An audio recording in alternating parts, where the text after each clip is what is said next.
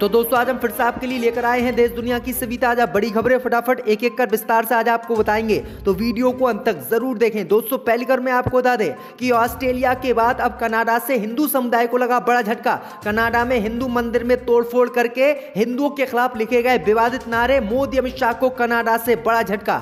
वहीं आपको बताएंगे दोस्तों कि स्वामी प्रसाद मौर्य ने बागेश्वर धाम के बाबा धीरेन्द्र शास्त्री को बताया ढोंगी, कहा इनसे नहीं जाऊंगा मिलने। वहीं आपको बताएंगे दोस्तों की सूरत की महिला का आसाराम बापू ने किया था बलात्कार। आसाराम बापू को गुजरात की कोर्ट ने सुनाई उम्र कैद की सजा, एक और बाबा रहेगा पूरी जिंदगी जेल में। वहीं आपको बताएंगे दोस्तों की हेट स्पीच देने से बाज नहीं आ रहा बीजेपी का ये विधायक, पुलिस ने जारी किया एक और नोटिस, कभी भी कर सकती है गिरफ्तार। वहीं आपको बताएंगे दोस्तों की ताइवान की मदद करने पर अमेरिका पर नाराज हुआ चीन, अमेरिका को खुलेआम धमकी देते हुए कहा उतारेंगे आपके खिलाफ फौज। वहीं आपको बताएंगे दोस्तों की शाहरुख खान की पठान फिल्म के समर्थन में उतरे अखिलेश यादव, कहा पठान का सुपरहिट होना सकारात्मक सोच की जीत। तो दोस्तों सभी खबरों को आपको एक एक कर बताने वाले हैं, वीडियो को लाइक कर चैनल को सब्सक्राइब कर दें। इसी बीच पर तो दोस्तों अगली खबर की ओर, तो ऑस्ट्रेलिया के बाद अब कनाडा से हिंदुओं को लगा बड़ा झटका। कनाडा में हिंदू मंदिर में तोड़फोड़ करके हिंदुओं के खिलाफ लिखे गए विवादित नारे। जब दोस्तों आपको बता दें कि ऑस्ट्रेलिया के बाद अब हिंदू समुदाय को कनाडा से बड़ा झटका लगा है। दरअसल आपको बता दें कि पहले ऑस्ट्रेलिया में हिंदू मंदिर पर हमला हुआ था और अब कनाडा में हिंदू मंदिर पर हमला किया गया है। जानकारी के अनुसार आपको बता दें कि कनाडा के ब्रैम्पटन प्रांत में एक हिंदू मंदिर में तोड़फोड़ की गई है। यहाँ गौरी शंकर मंदिर में जमकर तोड़फोड़ की गई है। इसी के साथ भारत विरोधी चित्र भी बनाए गए हैं और चित्र बनाकर विवादित नारे हिंदू समुदाय के खिलाफ लिखे गए हैं। मंदिर और हिंदुओं के प्रति हुई इस अपमानजनक घटना के बाद हिंदू समुदाय कनाडा से नाराज है। वहीं दूसरी ओर इस घटना को लेकर भारत की ओर से भी कड़ी निंदा की गई है और कनाडा के अधिकारियों के साथ इस मामले पर चिंताओं को उठाया गया है और कहा गया है कि भारत के खिलाफ जो हिंदुओं के खिलाफ कार्रवाई कनाडा में की जा रही है, कनाडा तत्काल इस पर रोक लगाए। बीती जुलाई में भी कनाडा में एक हिंदू मंदिर पर हमला हुआ था और खालिस्तानी समर्थकों ने हिंदू विरोधी नारे भी लिखे थे और ऐसा ही मामला फिर से कनाडा में सामने आया है। तो ये बड़ी अपडेट आई दोस्तों कि विदेशों में लगातार हिंदू समुदाय को निशाना बनाया जा रहा है, जो कि भारत के लिए बड़ा झटका माना जा रहा है। इसी बीच पर तो दोस्तों अगली खबर की ओर, तो स्वामी प्रसाद मौर्य ने बागेश्वर धाम के बाबा धीरेन्द्र शास्त्री को बताया ढोंगी। जब दोस्तों आपको बता दें कि रामचरितमानस पर दिए गए विवादित बयान के बाद समाजवादी पार्टी के नेता स्वामी प्रसाद मौर्य इस समय विवादों में घिरे हुए हैं। वहीं दूसरी ओर मध्य प्रदेश के छतरपुर स्थित बागेश्वर धाम के पंडित धीरेन्द्र शास्त्री भी सनातन और हिंदू राष्ट्र को लेकर सुर्खियों में हैं। पंडित धीरेन्द्र शास्त्री ने रामचरितमानस पर दिए बयान को लेकर स्वामी प्रसाद मौर्य पर तीखी प्रतिक्रिया दी है। अब बागेश्वर धाम के नाम से मशहूर धीरेन्द्र शास्त्री पर मौर्य ने पलटवार किया है। स्वामी प्रसाद मौर्य से धीरेन्द्र शास्त्री के बयान के बारे में पूछा गया तो उन्होंने जवाब दिया कि वो इस तरह के लोग पाखंडवाद को बढ़ावा दे रहे हैं और फिर से देश को हजारों साल पीछे ले जाना चाहते हैं। मौर्य से सवाल किया गया था कि बागेश्वर धाम के धीरेन्द्र शास्त्री ने कहा है कि आप रामचरितमानस का ज्ञान नहीं है और आप उनके पास आए, वो आपको पूरा ज्ञान देंगे। उन्होंने कहा है कि बागेश्वर धाम के जो बाबा हैं वो ऐसे ढोंगी हैं, मैं ऐसे ढोंगी पर विश्वास नहीं करता, वो पूरे देश में पाखंड फैला रहे हैं और ऐसे ढोंगियों के पास मैं हरगिज नहीं जाऊंगा। तो स्वामी प्रसाद मौर्य ने ढोंगी बागेश्वर धाम के बाबा धीरेन्द्र शास्त्री को बताया है। इसी बीच पर तो दोस्तों अगली खबर की ओर, तो सूरत की महिला से दुष्कर्म करने के मामले में आसाराम बाबा को उम्र कैद की कोर्ट ने सुनाई सजा। जब दोस्तों आपको बता दें कि आसाराम बाबा को उम्र कैद की सजा सुनाई गई है। आसाराम बाबा को बलात्कार के मामले में आजीवन कारावास की सजा आज सुनाई गई है। गुजरात के सेशन कोर्ट ने आसाराम को सोमवार को दोषी करार दिया था। इससे पहले भी आसाराम एक बलात्कार के केस में उम्र कैद की सजा काट रहे हैं। बता दें कि आसाराम बापू फिलहाल जोधपुर जेल में बंद है, जहां वह एक नाबालिग लड़की के साथ दुष्कर्म करने के मामले में उम्र कैद की सजा काट रहे हैं। केस की बात करें तो दो बहनों ने आसाराम और उसके बेटे के खिलाफ बलात्कार का आरोप लगाया था, जिसमें छोटी बहन के आरोप पर नारायण साई को आजीवन कारावास की सजा मिल चुकी है। वहीं दूसरी बहन ने आसाराम बापू पर यौन उत्पीड़न का आरोप लगाया था और कहा था कि बाबा आसाराम ने मेरे साथ दुष्कर्म किया था।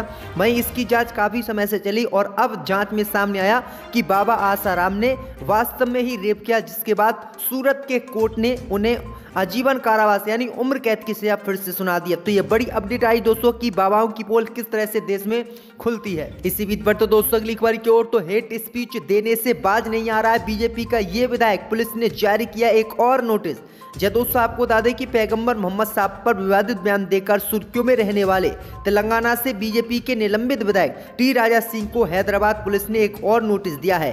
बता दें कि 29 जनवरी को मुंबई में एक रैली में भड़काऊ भाषण देने के लिए बीजेपी नेता टी राजा सिंह को निलंबित कर दिया गया था। मंगल हाट पुलिस ने विवादित विधायक को सांप्रदायिक रूप से भड़काऊ टिप्पणी करने के लिए नोटिस जारी किया है। गोसा महल निर्वाचन क्षेत्र से तेलंगाना विधानसभा के सदस्य को 2 दिन में नोटिस का जवाब देने को कहा गया है। इससे पहले भी इन्होंने पैगंबर मोहम्मद साहब पर विवादित टिप्पणी की थी, जिसके बाद ये जेल भी गए थे और काफी हंगामा हुआ था, लेकिन फिर से इन्होंने विवादित बयान मुस्लिम समुदाय को लेकर दिया है। इसी बीच पर तो दोस्तों अगली खबर की ओर तो शाहरुख खान की पठान फिल्म के समर्थन में उतरे अखिलेश यादव। पठान का सुपरहिट होना सकारात्मक सोच की जीत। दोस्तों आपको बता दें कि सपा अध्यक्ष अखिलेश यादव ने शाहरुख खान की पठान मूवी की जमकर तारीफ की है।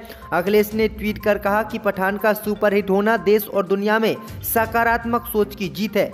बीजेपी की नकारात्मक राजनीति को जनता का करारा जवाब मिला है। बता दें कि पठान मूवी को बॉक्स ऑफिस पर जबरदस्त सफलता मिली हुई है। मूवी ने अब तक करीब 600 करोड़ रुपए का बिजनेस 6 दिन में कर लिया है। यशराज फिल्म्स के बैनर तले बनी शाहरुख खान की फिल्म सुपरहिट हो चुकी है और 6 दिनों में दुनिया भर में इस फिल्म ने 591 करोड़ रुपए की कमाई की है, जो कि अभी तक बॉलीवुड की कोई फिल्म नहीं कर पाई है। बहुत तेजी से विदेशों में ये कमाई कर रही है, भारत में भी जबरदस्त इसका कलेक्शन हो रहा है। विदेशों में अब तक फिल्म ने 5 दिन में 224 करोड़ रुपए कमाए हैं, तो ये बड़ी अपडेट आ रही दोस्तों। इसी बीच पर तो दोस्तों अगली खबर की ओर तो ताइवान पर बुरी तरह से नाराज हुआ चीन। अमेरिका को दी खुलेआम धमकी। दोस्तों आपको बता दें कि ताइवान को लेकर चीन लगातार आक्रामक रवैया अपनाया हुआ है। वैसे अगर चीन ने ताइवान पर हमला किया तो इसका अंजाम पूरी दुनिया को भुगतना पड़ेगा और सबसे ज्यादा असर ड्रैगन पर पड़ेगा, क्योंकि ताइवान के साथ कई देशों ने अपना समर्थन दिया है। रूस और यूक्रेन जंग के चलते पूरी दुनिया बुरी तरह से महंगाई की मार झेल रही है। इसी बीच खबर सामने निकल कर आई दोस्तों कि ताइवान की मदद करने पर अब चीन अमेरिका से नाराज हो गया है। अमेरिका ने खुलेआम धमकी देते हुए फौज उतारने का ऐलान कर दिया है।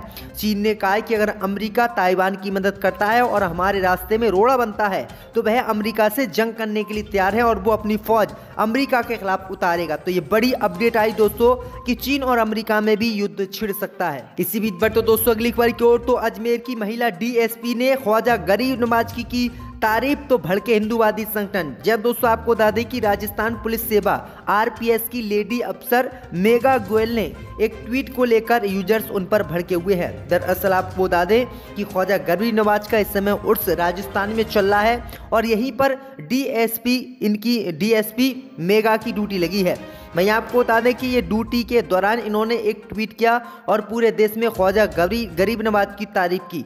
उन्होंने कहा है कि जर्रा जर्रा आशिक ख्वाजा नजर आता है। इनके इसी ट्वीट को लेकर हिंदूवादी संगठन भड़क गए और इन पर तरह तरह के कमेंट करने लगे और कह रहे हैं कि आप हिंदू धर्म छोड़ दो, आप मुसलमान बन जाओ। तो ये बड़ी अपडेट आई दोस्तों कि अगर प्रसिद्ध सूफी संत ख्वाजा मुइनुद्दीन हसन चिश्ती की अगर कोई तारीफ करता है तो किस तरह से इन अन्य भक्तों को जलन होती है। इसी बीच पर तो दोस्तों अगली खबर की ओर तो कर्नाटक की सभी 224 सीटों पर चुनाव लड़ेगी आम आदमी पार्टी, किया ऐलान।